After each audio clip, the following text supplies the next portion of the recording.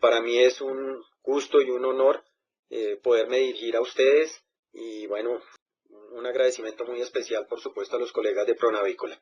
El tema que les vamos a tocar, bueno, el título de la charla es laringotraqueitis infecciosa, puntos clave para optimizar su control. Y quizás mucha de la información que yo les voy a mostrar, ustedes ya la conocen, ya la saben, pero siempre es bueno dar un recorderis, porque a veces se tienden a olvidar cosas que tal vez por lo sencillas terminan siendo muy importantes.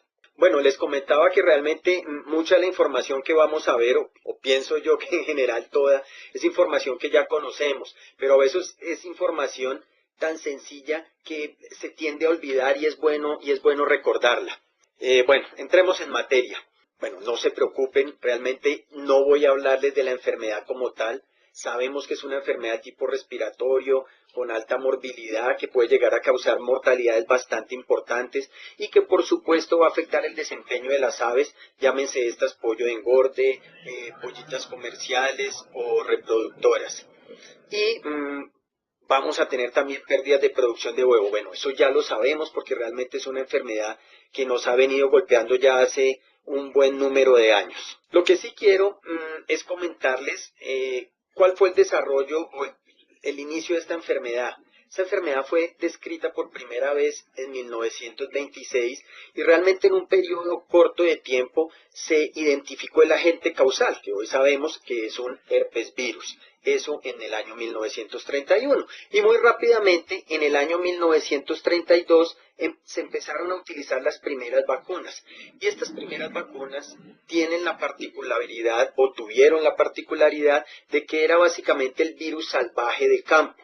Lo único que se hacía diferente era aplicarlas por una ruta no natural. Entonces, ¿qué se hacía? Se hacía un cepillado de la mucosa de la cloaca para que el virus ingresara por esta ruta y de esta forma no hubiera una manifestación respiratoria tan fuerte. Esas fueron las primeras vacunas. De hecho, fue incluso la primera vacuna para la avicultura, la vacuna para la laringotraqueitis. Luego vinieron las vacunas vivas modificadas que conocemos muy bien por sus nombres, CEO, que es una vacuna en embrión de pollo, o la vacuna TCO en tejido celular.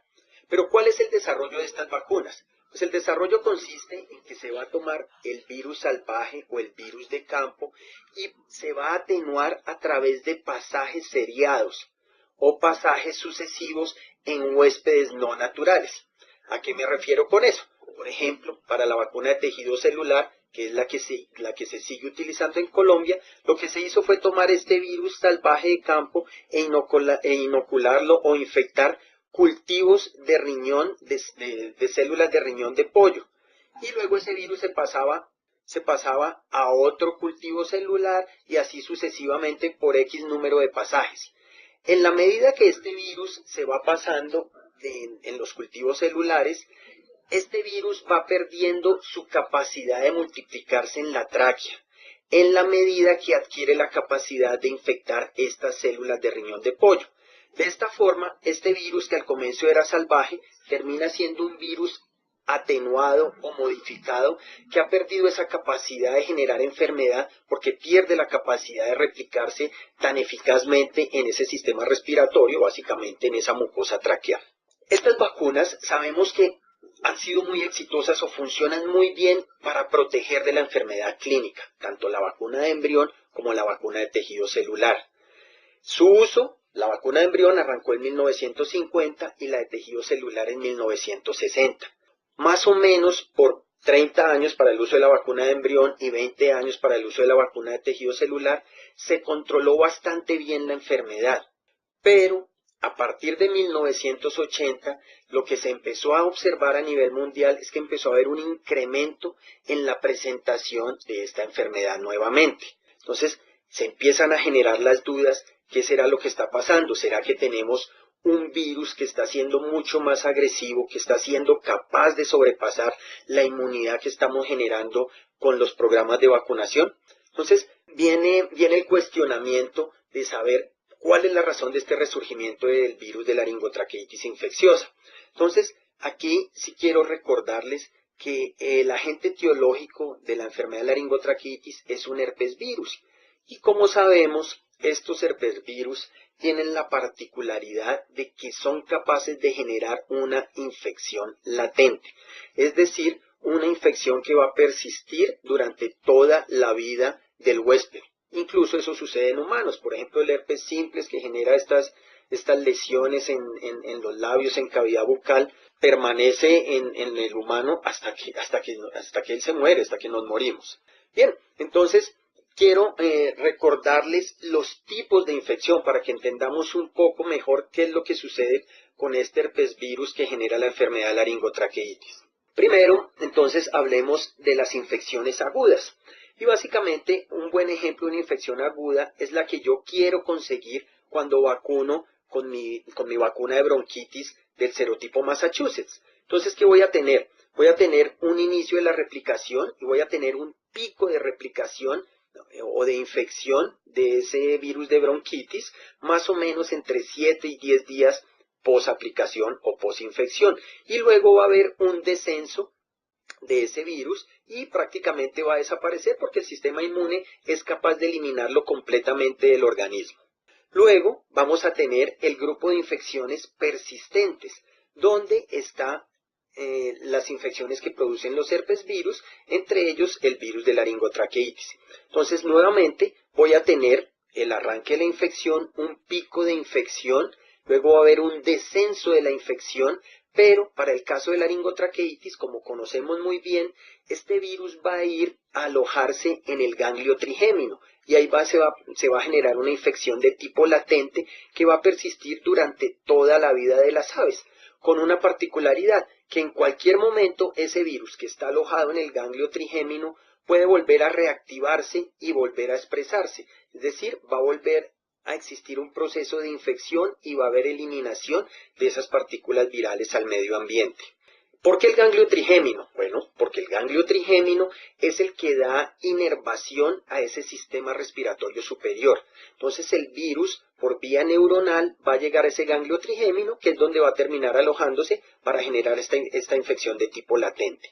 Y bueno, a modo de información, hay otras infecciones persistentes que son denominadas, por ejemplo, infección crónica, que en humanos los mejores ejemplos son el de la hepatitis B y el SIDA, y es en el cual el sistema inmune es incapaz también de eliminar ese agente infeccioso y la infección va a permanecer durante toda la vida del huésped. Y finalmente, las infecciones lentas, que tal vez la más conocida es la enfermedad de las vacas locas, que es una infección que se va desarrollando muy lentamente a través del tiempo para llegar al pico de infección incluso en meses o años. Ahora, ¿qué pasa con el virus de la laringotraqueitis sabiendo que tiene esta capacidad de generar una infección de tipo latente? Primero, cuando yo hablo de una exposición o de una infección, realmente no existe ninguna diferencia entre una infección que sea producida por un virus de campo o un virus vacunal. ¿Por qué? Porque básicamente el periodo de incubación va a ser el mismo, es decir, el periodo entre el momento de la infección y el desarrollo de los síntomas, que más o menos estamos hablando entre 5 a 7, 10 días. Y en ese periodo, para ambos casos, voy a tener una eliminación de virus al campo, que es muy grave, por ejemplo, cuando yo tengo una infección reciente con un virus de campo, porque aún no hay una manifestación clínica, pero gran cantidad de partículas virales están siendo eliminadas por estas aves que ya han sido infectadas. Entonces, inadvertidamente, las personas que realizan la visita al galpón o algún mantenimiento o el veterinario, perfectamente pueden quedar contaminados con este virus en la ropa, en el pelo, en sus manos, y ese virus ser trasladado a otro galpón o a otro núcleo de producción. Bien, cuando tenemos la infección, después de que se da el periodo de incubación, pues voy a tener el desarrollo de la enfermedad, donde va a haber una altísima eliminación de virus también al campo, y luego el sistema inmune, digamos que va a controlar la enfermedad, van a desaparecer los signos clínicos, la enfermedad va a estar bajo control, pero va a venir ese estado de latencia del virus en ese sistema nervioso, específicamente en el ganglio trigémino. ¿Y qué pasa? Que eventualmente esa infección se puede reactivar y voy a volver a tener eliminación de esas partículas virales al medio ambiente. Y una cosa que es muy importante y que debemos recordar es que muchas veces estos eventos de reactivación del virus donde vuelve a haber esa eliminación al campo, no cursan con una sintomatología clínica. Entonces, nuevamente existe el riesgo de que inadvertidamente quienes atienden el galpón o visitan el galpón puedan trasladar este virus a otras unidades de producción. Sabiendo eso y tratando de dar explicación a la situación que se presentó en Estados Unidos, esta es una información de lo que sucedió en Carolina del Norte en el año 1989. Como les comentaba, realmente la enfermedad estuvo bastante bien controlada. Incluso en Estados Unidos fue un ejemplo de un muy buen control de la enfermedad con el uso de las vacunas, pero particularmente para este estado, Carolina del Norte, en 1989 se presentó un incremento inusual en la presentación de brotes de enfermedad de laringotraqueitis. Entonces, ¿qué se hizo? Se hizo un proceso diagnóstico en el cual se tomaron muestras de casos de campo, de casos de enfermedad, y se hicieron pruebas moleculares para identificar el tipo de virus que estaba afectando las aves. ¿Por qué? Porque como les mencioné hace unos minutos, la primera hipótesis era que el virus que seguramente estaba generando estos cuadros de enfermedad era un virus mucho más virulento del que históricamente había estado presente y que seguramente estaba siendo capaz de sobrepasar la inmunidad generada por los programas de vacunación. Y miren lo interesante de los resultados. Se tomaron 18 aislados y de esos 18 aislados, 16 fueron muy similares a la vacuna de embrión. Y dos de esos aislados, 2 de 16, fueron muy similares a la vacuna de tejido celular. El otro hallazgo que se obtuvo es que estos aislados que estaban causando enfermedad eran totalmente diferentes de las cepas de referencia. Aquí menciono algunas como la cepa Illinois o la cepa Cover.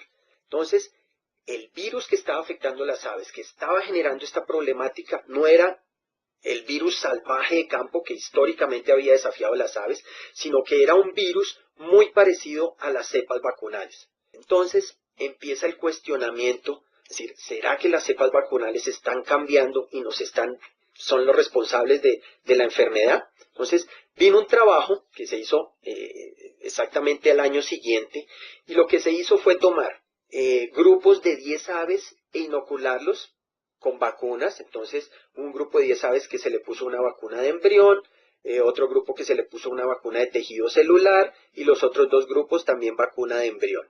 7 grupos siguientes fueron inoculados con virus que habían sido aislados de los brotes del año inmediatamente anterior, y de ahí se tomaron 6 virus muy parecidos a la vacuna de embrión y uno muy parecido a la vacuna de tejido celular. Hubo otro grupo de aves control, es decir, aves que no se inocularon con nada, simplemente con agua destilada, y otro grupo se inoculó con una cepa de referencia que es la cepa Illinois, que es totalmente diferente a las vacunas de embrión o a las vacunas de tejido. Esas aves que tenían 4 semanas de edad se valoraron de acuerdo a un score clínico que iba de 0 a 2. Pero tomen ustedes en cuenta que la cepa salvaje o la cepa de campo, la cepa Illinois, era capaz de generar un score clínico de 0.33, que ya es bastante alto, y fue capaz de causar mortalidad en 2 aves de 10. Bien, miremos los resultados de las vacunas. Las vacunas de embrión, la 1 y la 2, generaron algún grado de lesión, algún grado de score clínico, pero en ningún momento fueron capaces de generar mortalidad. Una de las vacunas, la vacuna 4 de embrión, llegó a ser capaz de generar mortalidad y a generar algún grado de score clínico. La vacuna de tejido celular fue totalmente inocua, no generó ningún grado de score clínico y por supuesto no generó mortalidad. Ahora, ¿qué pasó con los aislados de campo que se parecían a la vacuna de embrión? Todos generaron un score clínico importante y todos generaron mortalidad. Ahora, para el caso de la vacuna de tejido celular, no para el caso de la vacuna de tejido celular, sino para la cepa de campo parecida a la vacuna de tejido celular, hubo un score importante clínico, incluso superior al de la cepa de referencia de Illinois, y también fue capaz de generar mortalidad. Entonces, esto definitivamente comprobó que esos aislados que eran parecidos a la vacuna de embrión e incluso que era parecido a la vacuna de tejido celular, habían revertido a la virulencia y definitivamente eran capaces de generar enfermedad clínica y mortalidad. Bien, luego vino la siguiente etapa del trabajo que realizaron en Carolina del Norte, y fue tratar de comprobar que en el laboratorio, a partir de una cepa vacunal que se iba a empezar a pasar sucesivamente en aves, se podía demostrar que esa vacuna revertía la virulencia. ¿Cómo fue el diseño del trabajo? Entonces, en el primer caso se tomó la vacuna de tejido celular, se reconstituyó siguiendo las indicaciones de la casa productora, pero se inoculó por vía intratraqueal, 0.1 ml aplicado al primer grupo de 10 aves por vía intratraqueal. Después de 4 días de haber hecho la inoculación, a este grupo inicial de aves se toman hisopos. Al cuarto día posinoculación se toman hisopos y se realiza un nuevo inóculo que se va a aplicar a un siguiente grupo de aves. Eso se hizo hasta el quinto pasaje, que fue el momento en el que se empezó a detectar una enfermedad respiratoria leve. Es decir, al quinto pasaje, esa cepa de tejido celular había en alguna forma revertido y estaba siendo capaz de generar una enfermedad respiratoria leve. Esa enfermedad respiratoria leve se mantuvo al 10º pasaje, al 15º pasaje y al 20º pasaje, que fue cuando se terminó el trabajo. Es decir, la vacuna de tejido celular al 5º pasaje fue capaz de generar una enfermedad respiratoria leve. Ahora, el mismo procedimiento se hizo con la vacuna de embrión. Entonces, se preparó la vacuna de embrión, se inoculó un grupo de aves, 0.1 ml vía intratraqueal, al cuarto día se tomaron hisopos y se empezaron a hacer los pasajes sucesivos ave a ave. Al quinto pasaje también hubo una enfermedad respiratoria leve, pero al 10º pasaje de una enfermedad respiratoria leve pasamos a tener una enfermedad respiratoria severa y mortalidad. Y esa enfermedad respiratoria severa con mortalidad se mantuvo hasta el 20º pasaje. Entonces, quedó absolutamente claro que el pasaje sucesivo de la vacuna de embrión generaba que este virus cambiara y revirtiera la virulencia. Infortunadamente, para ese entonces, realmente el grueso de la vacunación se realizaba en vacuna de embrión de pollo. Yo tuve la oportunidad de conversar con el doctor James Guy, que es quien realizó este trabajo, y él me decía, mire, si yo, el objetivo realmente era ver qué pasaba con la vacuna de embrión, y lo conseguimos en 20 pasajes. Vimos que revertía a la virulencia. La vacuna de tejido celular realmente no se utilizaba tanto, entonces el objetivo no era tanto evaluarla a ella. Si hubiese sido ese trabajo, lo estuviera haciendo yo hoy, dice el doctor Guy, yo hubiera prolongado los pasajes de la vacuna de tejido celular, porque esta evidencia sugiere que quizás esta vacuna de tejido celular, en un mayor número de pasajes, también hubiésemos podido comprobar que revierte a la virulencia. Entonces, en este trabajo se comprobó que la vacuna de embrión revierte y se sugiere que quizás la vacuna de tejido celular también tenga esa capacidad. Eso fue año 1991. Entonces, aquí les traigo, este es un artículo publicado en el año 2014, en esta revista que ustedes conocen, que es muy famosa, el Avian Pathology, y dentro de los autores, aquí quiero resaltar a la doctora Mari Carmen García, porque pues como ustedes saben, ella es una investigadora en el área de laringotraqueitis y de hecho pues ha visitado muchas veces nuestro país. Lo importante de este artículo realmente es que la conclusión es que se identifica las vacunas vivas como la fuente primaria de los brotes de enfermedad. Entonces es muy interesante porque algo que ya se venía sospechando, que en 1991 el doctor Jim Guy, a través de su estudio en pasajes sucesivos, demuestra, con las nuevas herramientas de biología molecular, definitivamente se confirma que hoy en día la enfermedad de laringotraqueitis está siendo causada principalmente por virus vacunal que ha cambiado a través de pasajes sucesivos en aves susceptibles. Bien, de este mismo artículo quiero mostrarles este mapa porque es muy interesante. Aquí voy a agrandar un poquito las convenciones. Entonces en rojo realmente son negativos, son donde no ha habido enfermedad de laringotraqueitis. Y bueno, esto es Groenlandia, entonces yo la verdad no sé de qué tan intensiva puede ser la avicultura en Groenlandia, pienso que no. En amarillo, sospechosos, que realmente son unos cuantos países en África, algo en Europa, pero realmente negatividad para la laringotraqueitis no existe. Vemos ya los diferentes colores de azul, que son países donde existe la laringotraqueitis.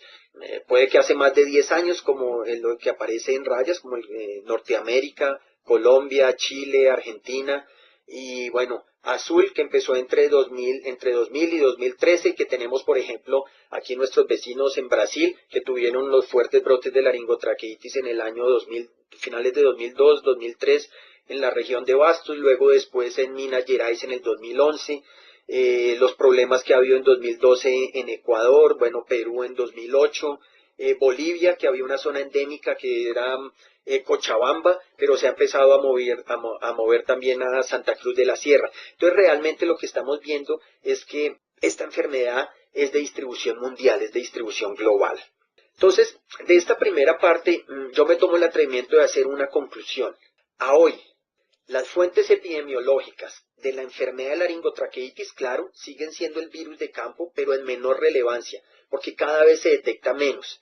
Pero en cambio, el que toma mayor relevancia es el virus vacunal.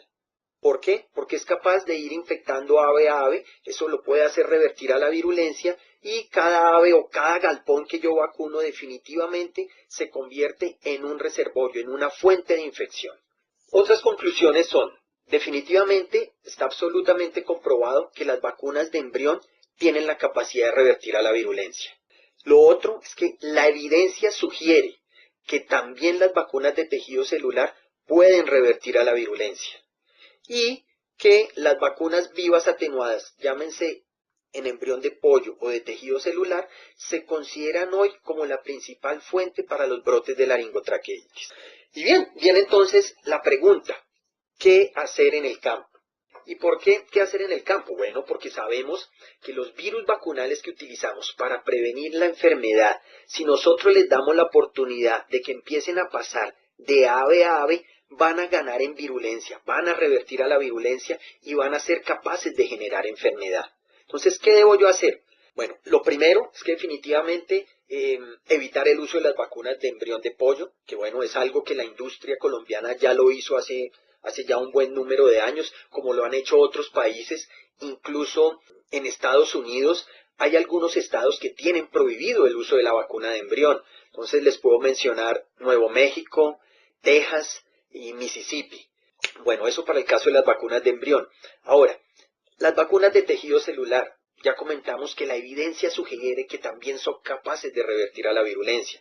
Entonces, la verdad, la indicación sería tratar de evitar su uso o limitarlo. ¿Por qué? Porque es que un galpón que ha sido vacunado con la vacuna de tejido celular va a generar una infección latente, va a haber periodos intermitentes de excreción y este galpón definitivamente va a ser una fuente epidemiológica de infección.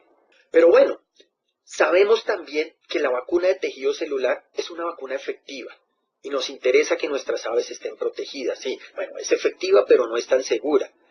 ¿Qué debo hacer entonces yo si definitivamente quiero seguir utilizando la vacuna de tejido celular? Entonces, lo primero es seguir la recomendación de la casa productora en términos de la aplicación. ¿Y cuál es esa recomendación? Pues que la aplicación sea exclusivamente gota ocular. ¿Y por qué hablamos de gota ocular? Porque con la gota ocular lo que se pretende es tener, primero, la más alta cobertura vacunal. ¿Y por qué hablamos aquí de cobertura vacunal? Porque lo que yo quiero es que ese plantel, ese lote de aves que están siendo vacunadas, la mayor cantidad de aves reciban la dosis indicada de vacuna. De tal forma que yo voy a evitar que queden aves sin vacuna y que el virus vacunal de las aves que quedaron previamente bien vacunadas empiece a moverse de aves que no quedaron bien vacunadas y empiece a circular de ave a ave, dándole la posibilidad a ese virus de que revierta la virulencia. Entonces, cuando yo tengo esa adecuada cobertura vacunal, yo voy a evitar o voy a reducir la probabilidad de que ese virus empiece a circular y que yo tenga ese fenómeno de reversión a la virulencia. Entonces, ¿cómo consigo eso? Pues definitivamente capacitando mi grupo de vacunación, haciéndoles entender la importancia del trabajo que están realizando y desde luego haciendo el acompañamiento a la vacunación. Siempre es importante supervisar y luego siempre es importante chequear que el trabajo haya quedado bien hecho. Es mejor comprobar que asumir. Ahora, otro punto importante cuando hablamos de gota ocular es que recuerden que el título de la vacuna de tejido celular es un título que estamos hablando de 10 a la 2.9, 10 a la 3. Ese título realmente, con ese título realmente es solo suficiente para tener una adecuada vacunación por gota ocular. Si esta vacuna se aplica por agua de bebida o por algún método masivo, el título no da la seguridad de que yo vaya a tener una adecuada inmunización. Entonces voy a favorecer que el virus pueda empezar a circular de ave a ave con los problemas que ya vimos que pueden llegar a presentarse en el campo.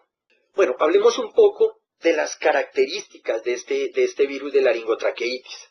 Tal vez la más importante y la que más nos interesa a nosotros desde el punto de vista epidemiológico es que en el medio ambiente este es un virus que realmente es muy poco estable, es un virus que sobrevive corto tiempo fuera del ave. Entonces sabemos muy bien que los cresoles, los fenoles, los yodados, el formol, en general todos los desinfectantes son muy efectivos y son capaces de inactivarlo rápidamente. Sin embargo, cuando miramos estos datos, donde yo aquí resalto es la capacidad que tiene este virus de sobrevivir en hisopos secos con punta de algodón. Miren, es capaz de sobrevivir 3 días a 22 grados centígrados. Y aquí lo interesante y lo relevante es que es punta de algodón.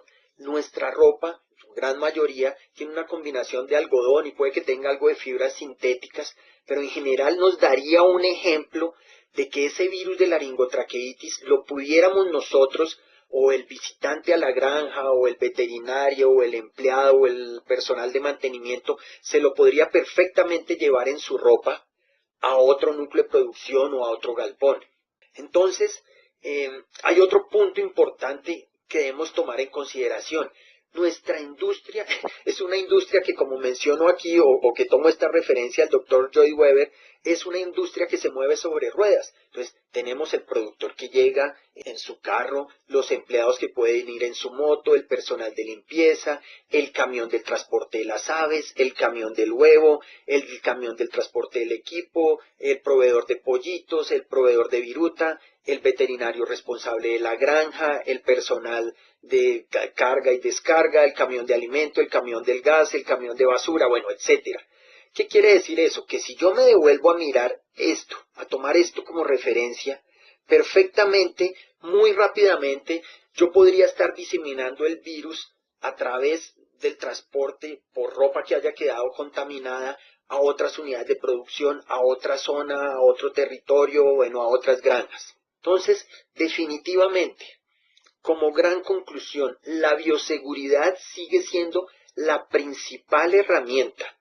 Uno, para evitar que el virus entre a mi unidad de producción o para evitar que el virus salga. Porque recuerden ustedes que un galpón que ha recibido una vacuna viva modificada de laringotraqueitis es un galpón que se convierte en una fuente o en un reservorio de infección. Entonces yo no me puedo permitir el lujo que tampoco ese virus salga, porque en la medida que salga ese virus puede encontrar aves susceptibles y empezar ese círculo que lo haga revertir a la virulencia. Mire, bioseguridad hemos hablado muchísimo y todas nuestras empresas o la gran mayoría de empresas conocen los protocolos de bioseguridad, saben, o sea, se conoce qué hacer. Pero muchas veces fallamos en cosas muy sencillas. Este es un artículo donde se evalúa la eficacia de los desinfectantes en las pocetas de desinfección. Y realmente la conclusión a la que se llega es que el desinfectante que yo use es totalmente irrelevante si yo no estoy haciendo una limpieza anterior a las botas, retirando el material orgánico, en este caso materia fecal, para introducir las botas o los pies en las pocetas de desinfección. Y definitivamente esas pocetas contaminadas o que tienen material orgánico, ese desinfectante no va a servir, y lo que se va a incrementar, lo que se va a conseguir es que esas botas terminen siendo contaminadas. Entonces, sabemos que hay que tener pocetas de desinfección, pero entonces tengámoslas en la forma adecuada, el mantenimiento adecuado que debe tener, el recambio que se debe hacer del desinfectante, la poceta para limpiar las botas, para que no haya material orgánico y que el desinfectante realmente esté cumpliendo con su función. ¿Qué más hacer en campo? Entonces, seguimos el tema de bioseguridad. Mire, hay 3 enfermedades donde la movilización de la cama o la cama es una fuente de infección importantísima para la diseminación de enfermedades. Entonces, entre esas están laringotraqueitis, enfermedad de Newcastle e influenza aviar. Para el caso particular de laringotraqueitis, se debe siempre, antes de movilizar las camas, que estas camas sean compostadas. Y eso implica que como mínimo haya un tratamiento térmico que eleve la temperatura, como mínimo, a 40 grados centígrados por 4 días. En una charla del doctor Zavala, él hablando de laringotraqueitis y comentando de su experiencia en Georgia, él decía que al norte del estado, más o menos el 50% de los productores de pollo de engorde también son productores de ganado de carne. Pero que había un problema, que siempre hacia primavera y otoño tomaban el material de la cama y lo esparcían en los pastizales donde engordaban el ganado. Eso se terminó comprobando que era una de las formas que estaban perpetuando el ciclo de enfermedad de laringotraqueitis en Georgia. Entonces, hasta aquí no hemos hablado de cosas que no sepamos, pero que quizás a veces en el trabajo diario, en la velocidad, se olvidan y son supremamente importantes para el control de una enfermedad como estas. Bien, el baño. Por supuesto que el baño es importante, pero no solo al entrar a la granja, sino también al salir. Entonces, recuerden, una granja, un galpón que ha sido vacunado o que ha sido retado con un virus de laringotraqueitis, ese galpón o esas aves en cualquier momento pueden empezar a excretar nuevamente virus al campo. Y ese virus puede contaminar la ropa de los operarios, de las visitas, contaminar carros que han llevado el alimento y de esta forma ser transportado a otras granjas. Entonces es muy importante la desinfección a entrada y salida. Entonces, hablando del personal, el baño, hablando de los carros, la desinfección a entrada y salida de las granjas, muy importante. Esto que les quiero mostrar aquí lo tomé de una publicación de este journal, es un journal de medicina veterinaria preventiva y es un trabajo muy interesante porque se describieron los 40 errores más frecuentes que se presentaban en la provincia de Quebec, en Canadá. Y los errores se detectaron porque ellos pusieron cámaras en las unidades sanitarias. Obviamente esto la gente sabía porque pusieron letreros avisando que iban a ser filmados, que iba a haber una filmación. El trabajo se realizó en 8 granjas que tenían un protocolo de bioseguridad establecido, es decir, se sabía cuáles eran los pasos a seguir en esa unidad sanitaria, qué tenían que hacer. Y se hizo durante 2 semanas, las 24 horas del día, y luego se volvió a repetir durante otras 2 semanas después de 6 meses. Los resultados, o el que más me llamó la atención y que realmente es bien importante, es que no se cumplía o se rompía con la delimitación entre área limpia y área sucia. Es decir, se regresaba del área limpia al área sucia cuando se entraba a la granja. Entonces, ¿cuál es el riesgo? Que si por alguna razón mi ropa o algo está contaminada con un virus de laringotraqueitis, quedo en el área sucia, pero yo me regreso, perfectamente puedo estarme infectando, contaminando con ese virus y estarlo ingresando a las unidades de producción. Lo mismo en el sentido contrario, yo puedo estar en una granja que tuvo un reto de laringotraqueitis, que las aves ya se recuperaron, pero yo no sé si en ese momento estén eliminando todavía virus al campo o estén en una fase de estas de reactivación del virus. Y yo me regreso, después de haberme cambiado, me regreso porque dejé una hoja donde hice algunas anotaciones en el overol que me dieron de dotación o algo. Estoy también corriendo el riesgo de que mi ropa se contamine con ese virus y yo lo traslade a otra granja. Y algo que muy interesante y que tal vez nos llama un poco a que retomemos los programas de capacitación con nuestros operarios, a estar pendiente, a estar en esa tarea, a estar recordando, es que de este trabajo se totalizaron 883 visitas. Y de esas 883 visitas, solo 24, que equivalen al 2.9%, cumplieron con todos los requisitos que tenían establecidas esas compañías dentro de sus protocolos de bioseguridad. Entonces, llama muchísimo la atención porque los protocolos están, los protocolos se conocen, pero muchas veces no se cumplen o se rompen. Entonces, el llamado es, ojo, la bioseguridad la conocemos y la sabemos, pero hay que aplicarla para que funcione. Bien, esta es una parte que me encontré también, y miren lo interesante, dice, aunque los avances tecnológicos marcarán la próxima década, son las cuestiones relacionadas con la gente las que tendrán un efecto más significativo en nuestra habilidad para proteger la industria avícola con bioseguridad. Entonces, realmente lo que ya hemos venido comentando, si tenemos avances tecnológicos, tenemos mejores infraestructuras, tenemos vacunas de nueva tecnología, pero quizás estamos fallando en cosas simples. El personal que no está cumpliendo adecuadamente con un protocolo de bioseguridad para ingresar a mi granja, o lo mismo para salir de mi granja. Entonces, definitivamente la bioseguridad es un punto álgido si realmente queremos llegar a tener un control de esta enfermedad. Bien, ¿qué más podemos hacer en campo? Bueno, hoy tenemos vacunas de nueva tecnología.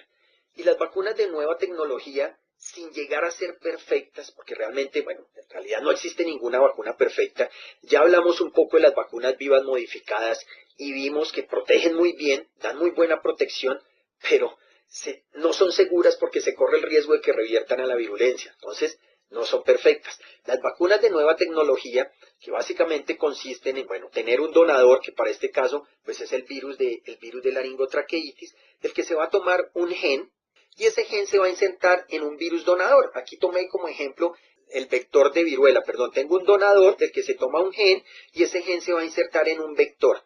¿Para qué? Para que ese vector tenga los genes de este virus de laringotraqueitis y en su superficie exprese proteínas de ese virus de laringotraqueitis. Y de esa forma yo tenga una vacuna que va a generar protección contra el vector, es decir, en este caso contra viruela, pero adicionalmente va a generar protección contra el donante, es decir, contra laringotraqueitis.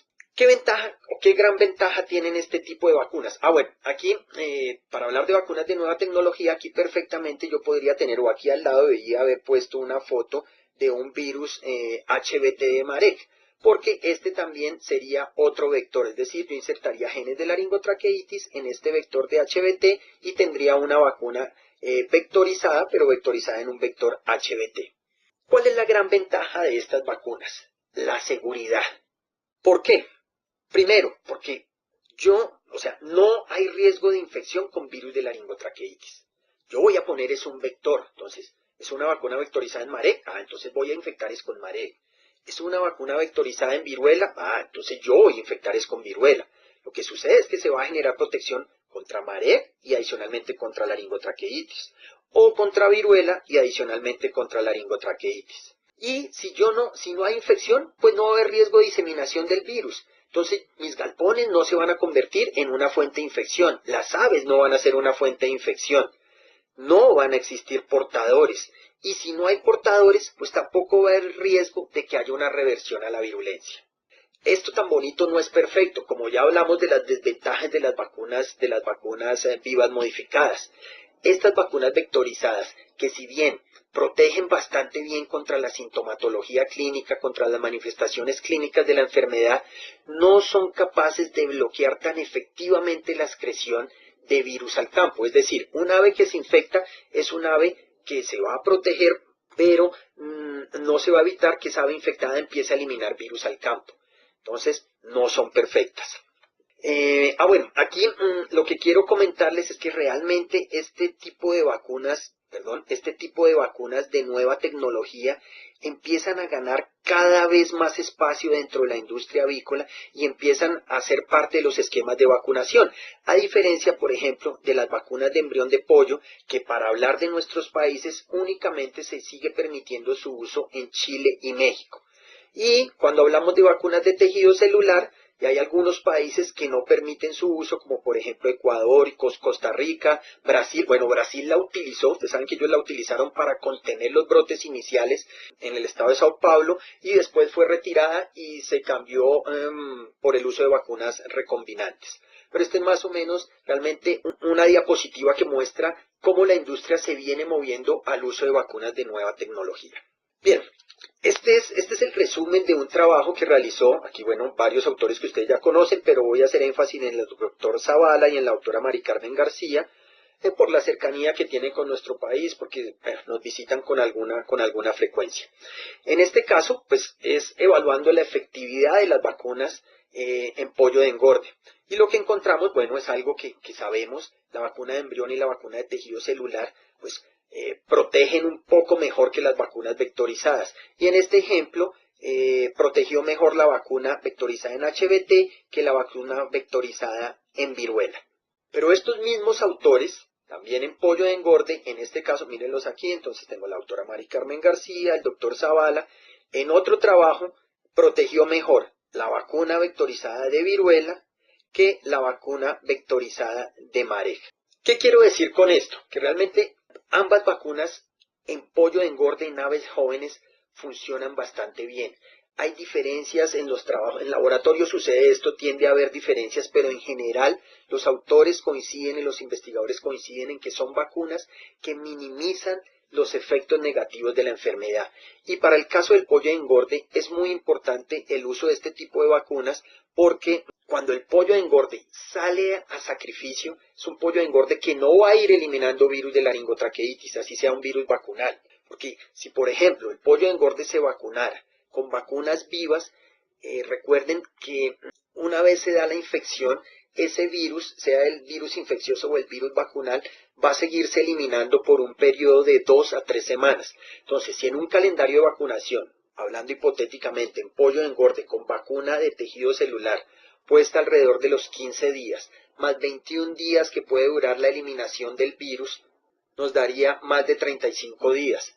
Porque vamos a contar también los 7 días de incubación. Entonces tenemos 15 días de aplicación, 7 días de incubación son 22 días y luego el periodo de eliminación que puede durar 3 semanas. Estoy hablando de que muy probablemente un pollo de 35 días que va a ser llevado a la planta de sacrificio va a ir eliminando virus al campo.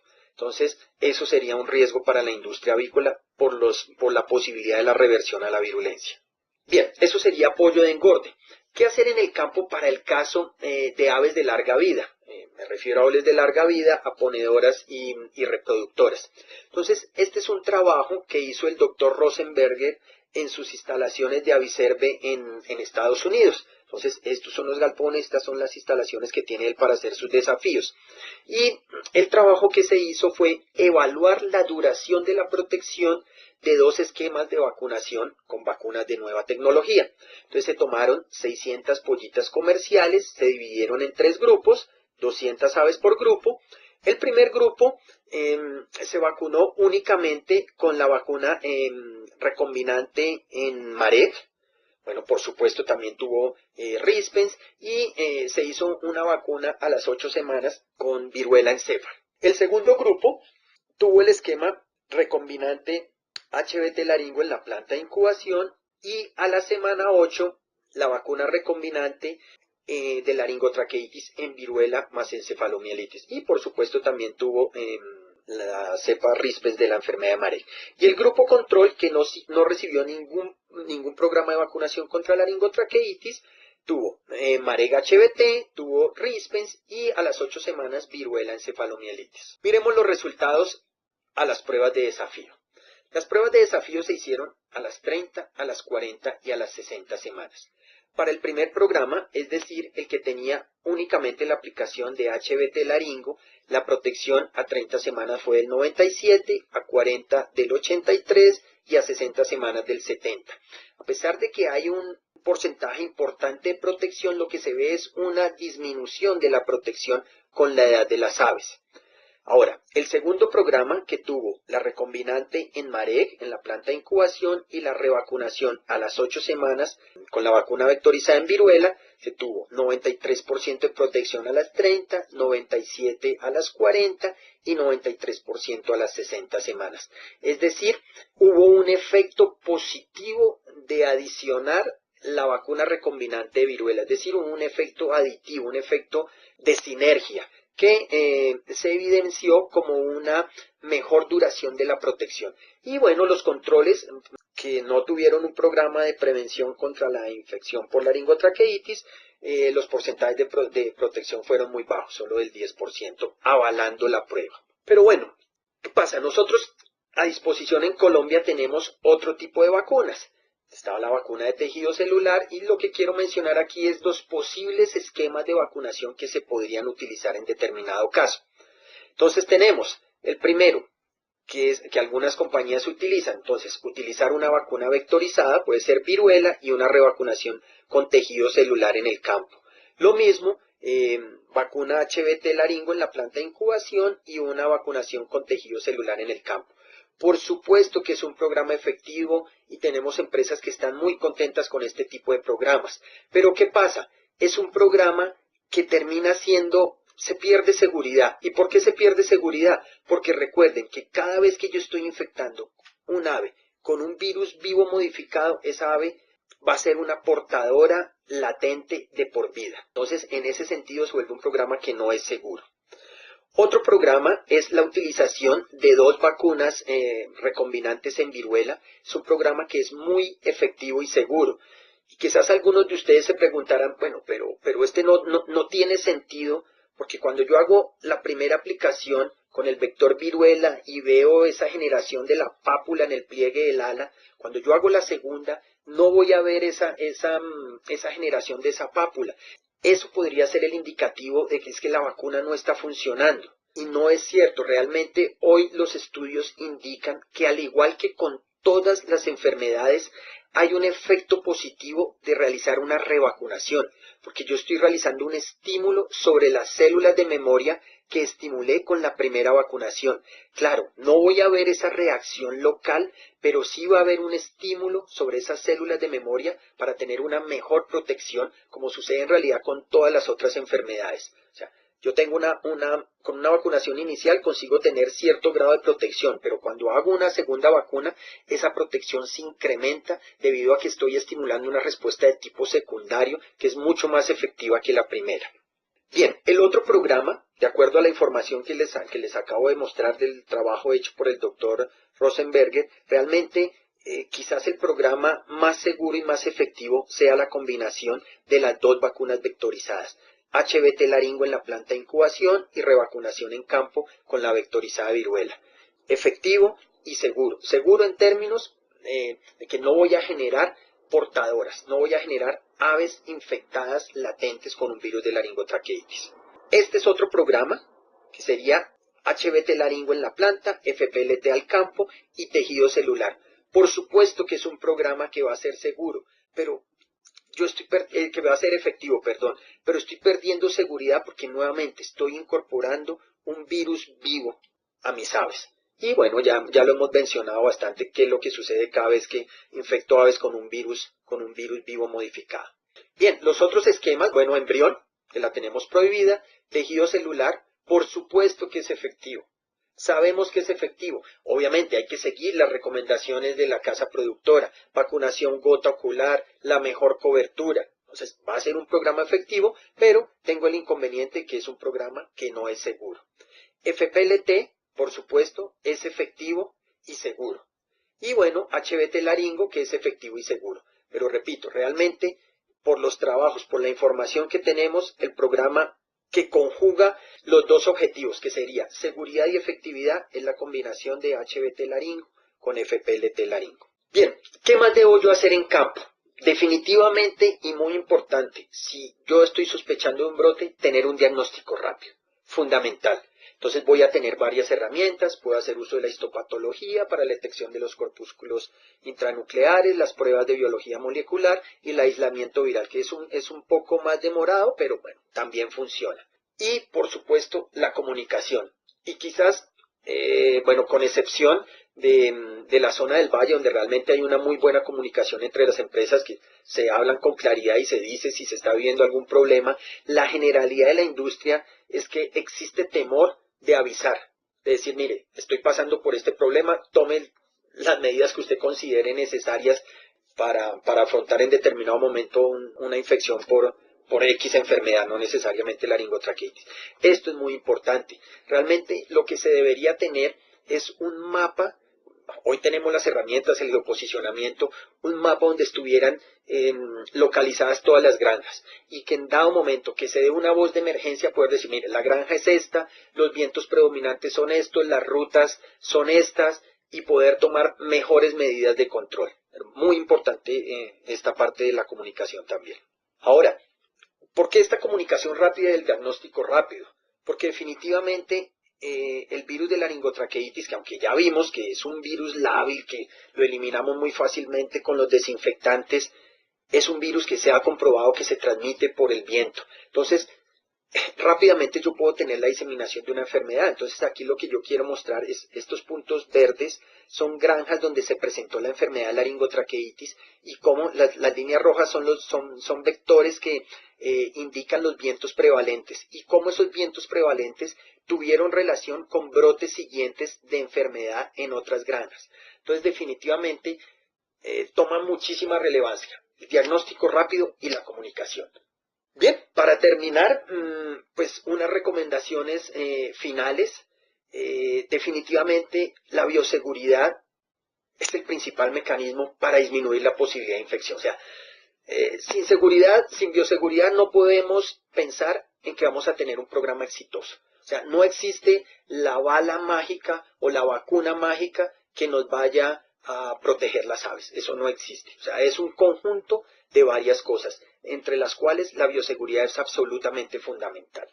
El segundo punto que quisiera resaltar es que en la medida que consigamos disminuir el número de reservorio de virus de laringotraqueitis, es decir, limitando el uso de vacunas vivas, vamos a disminuir el riesgo de que la enfermedad se siga diseminando o que se siga repitiendo año tras año.